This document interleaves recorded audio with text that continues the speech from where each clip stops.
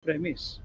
Kung talagang gusto mong baguhin ang direksyon ng ating bansa, iuwi mo si Tatay Digong. Doon tayo magsisimula.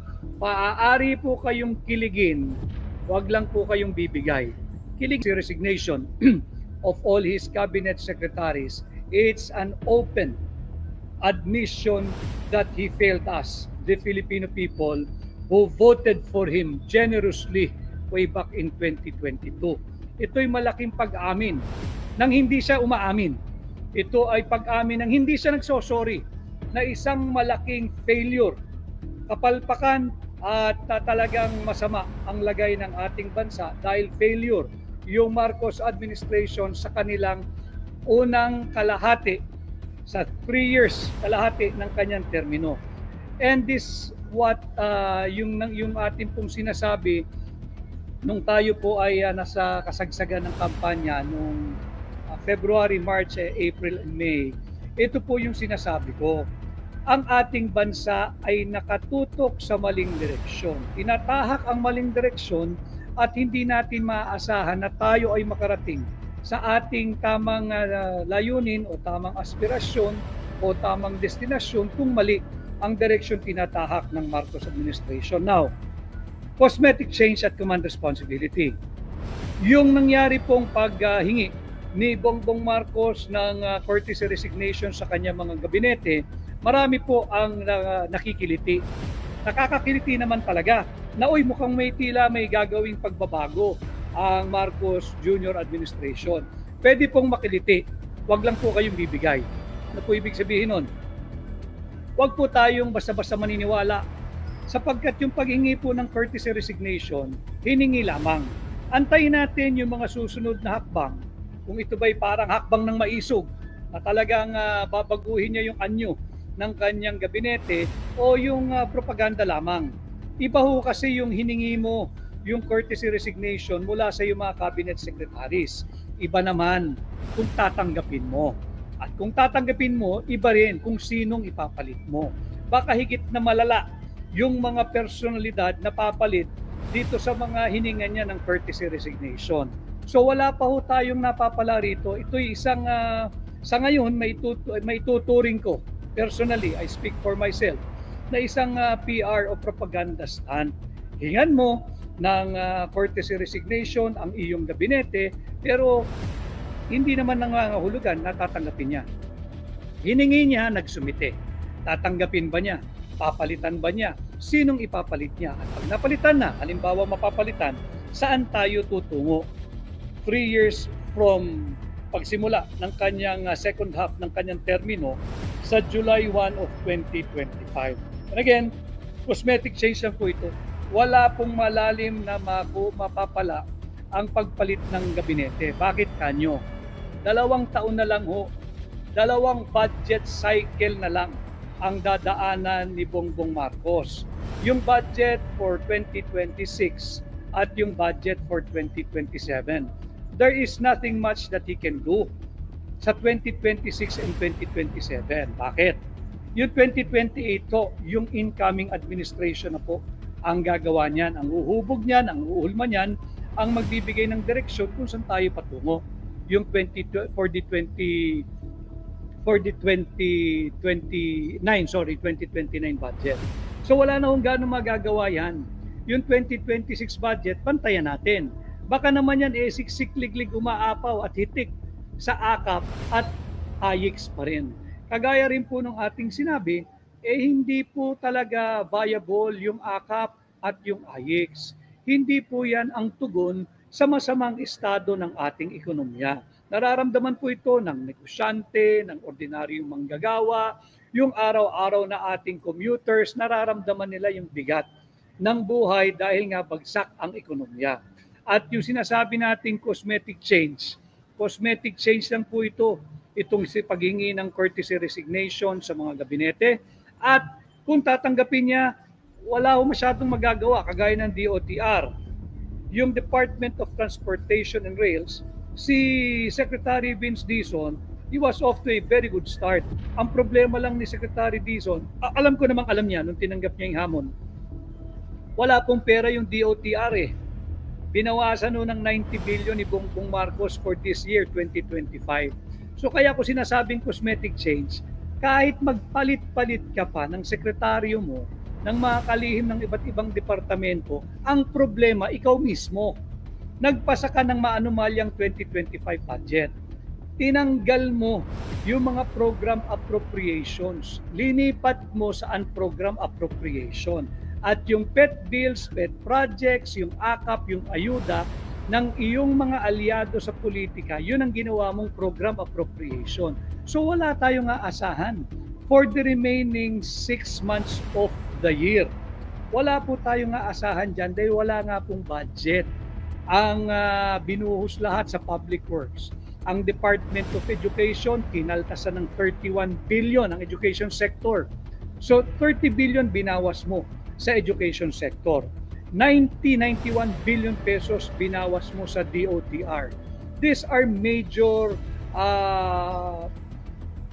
defunding na naranasan ng education sector at ng Department of Transportation. Kaya nga po 'di ba na unsami na yung biyaheng Bicol, naputol yung biyaheng Tutuban hanggang Calamba, apektado na rin. Yung Calamba patulak ng Bicol, wala po kasing tren. Binaklas po nila yung release, habang binabaklas yung release, iniwan po yung mga bagon at lahat ng moving inventories at moving parts diyan sa Tutuban.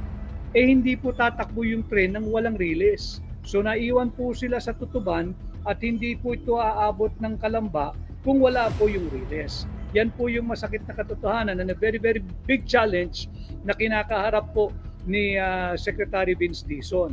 Masipag yung mama, masinop, at talaga namang nais to create and make a difference in his department and ultimately in the lives of ordinary Filipinos, lalo na tayong mga araw-araw na nasa kalsada, yung mga araw-araw na mananakay, subalit wala ho siyang magagawa sapagkat binawasan yung kanyang departamento ng 91 billion pesos. So, kahit palitan mo ng kalihim ang DOTR, wala hong magagawa iyan sapagkat wala pong pondo.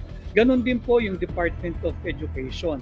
And again, I say cosmetic sapagkat propaganda pa lang may tuturing ngayon ito Humingi ka ng courtesy resignation, nagsusumite na isa-isa yung iyong gabinete pero walang katiyakan kung ito ba'y tatanggapin mo.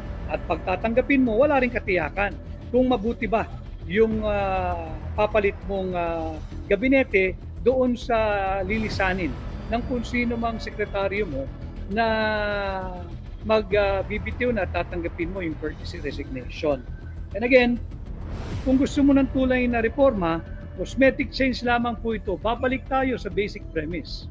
Kung talagang gusto mong baguhin ang direksyon ng ating bansa, iuwi mo si Tatay Digong. Doon tayo magsisimula. Pati yung pagpapatawag na gusto raw niya ay unity, gusto raw niya ay peace, gusto raw ay reconciliation. Propaganda stunt lang din po ito. Saan ka makakakita na yung mismong commander-in-chief, yung chief executive, yung presidente ng Pilipinas, sinabi niya, nais niyang makipagkasundo, nais niyang makipagbati, nais niyang magkaroon ng reconciliation sa mga Duterte. Saan ka nakakita? Isang Yusek, pinasisinungalingan, yung mismong lumabas sa bibig ng kanyang principal. Yusek lang ito. Yusek lang ito.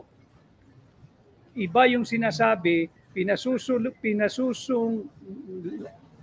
pinasusungalingan niya yung kanyang presidente.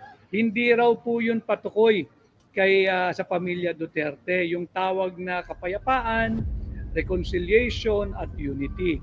Ito raw po ay directed sa Filipino people. Imagine, Yusek lang. Tila sinasabi niyang sinungaling yung kanyang presidente dahil ang talagang konteksto daw nung sinabi ni Bongbong Marcos ay reconciliation at kapayapaan addressed to all the Filipino people, hindi sa pamilya Duterte. Tama, Pilipino rin naman ho sila. Pero binabago niya yung konteksto at yung tema ng mismong naging pahayag ng kanyang Pangulo, na mismong doon sa pahina, social media page mismo ng kanyang Pangulo i-broadcast diyan sa podcast na yan. So paano ka maniniwala? Ito'y patuloy na bahagi ng napakahaba at elaborate na script ng pambubudol. Ngayon, yung hingi ng peace, unity, and reconciliation, tama na yung landas na tinatahak niya nung simula nung 2021 at 2022. And I'm part of it. Remember, we were campaigning with the message of unity and continuity. Unity and continuity. Siya rin naman ang sumira doon. Kaya yung sinasabi na ayaw na niya ng kaaway, wala naman hong nakikipag-away sa kanya. Siya ang nang-away sa mga taong hindi niya dapat inaway. Siya yung nang-away at nanggipit at nanakit sa mga taong tunay na nagmamalasakit sa kanya, nandyan. Si Pangulong Rodrigo Roa Duterte, ipinalibing yung kanyang ama.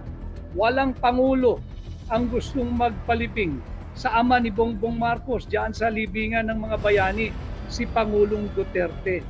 He gambled a huge part, a substantial part of his political capital nung kanyang pinayagang ilibing si dating Pangulong Ferdinand Marcos Sr. diyan sa libingan ng mga bayani. Ano sinukli nung Bongbong Marcos, nung anak, nung junior?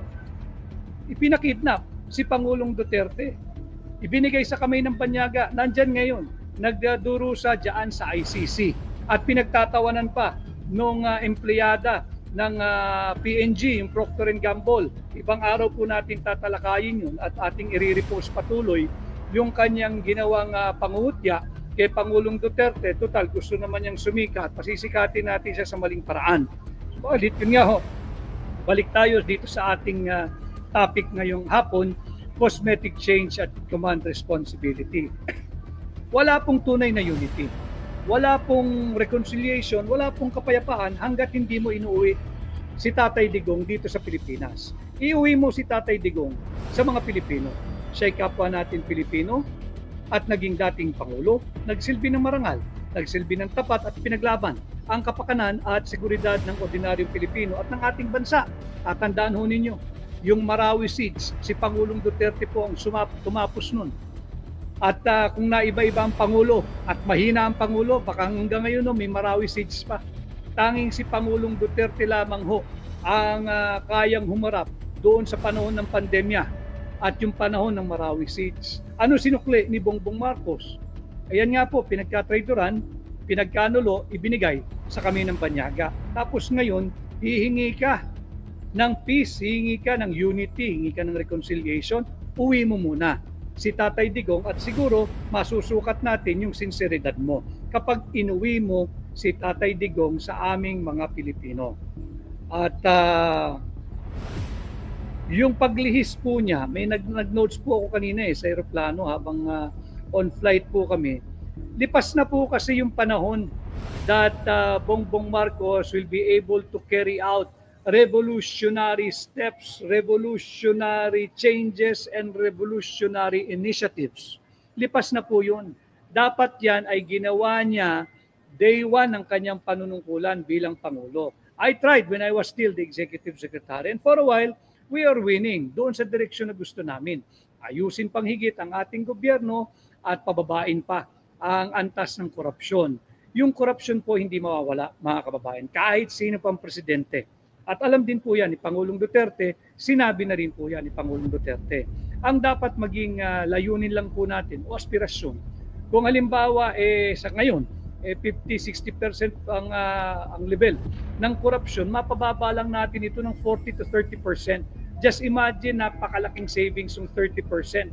30% of our money na tipid mo sa korupsyon, ibabalik mo sa kaban ng gobyerno, napakaraming school buildings po niyan. Napakaraming serbisyo pong may dadagdag niyan diyan sa ating PhilHealth na binigyang zero budget ni Bongbong Marcos ngayong 2025. So lipas na po yung panahon na pwede siyang mag-implement ng mga revolutionary ideas, revolutionary changes, revolutionary steps, reforms, and initiatives to better the lives and uplift the lives of ordinary Filipinos. Lipas na po yun. 3 taon ang sinayang ni Bongbong Marcos. At meron na lamang ho siya essentially 2 years 2026 and 2027. Bakit kanyo? Pagdating po ng October 27, 2027, October 2027, filing na naman po ng Certificate of Candidacy para sa pagkapangulo. Hindi na po pinag-uusapan yung kasalukuyang Pangulo by then. Lame duck na po dapat yung nakaupong Pangulo. Ang problema ng kasalukuyang administrasyon, si Bongbong Marcos, maaga pong na lame duck ito. Ngayong simula ng second half ng kanyang termino, lame duck na po ito. All roads are now leading to Inday Sara, our Vice President. Bakit? Nakita naman natin yung naging resulta ng midterm election. So makikita natin dito na talagang higit na yung rejection ng taong bayan sa Marcos administration. And no wonder, kinakailangan niya ng propaganda or PR stunt. Paano po yung PR stunt ng Marcos administration? Hingin mo yung courtesy resignation ng lahat ng iyong cabinet secretaries. Yan po yung first step. Pero uulitin ko, maaari po kayong kiligin, wag lang po kayong bibigay. Kiligin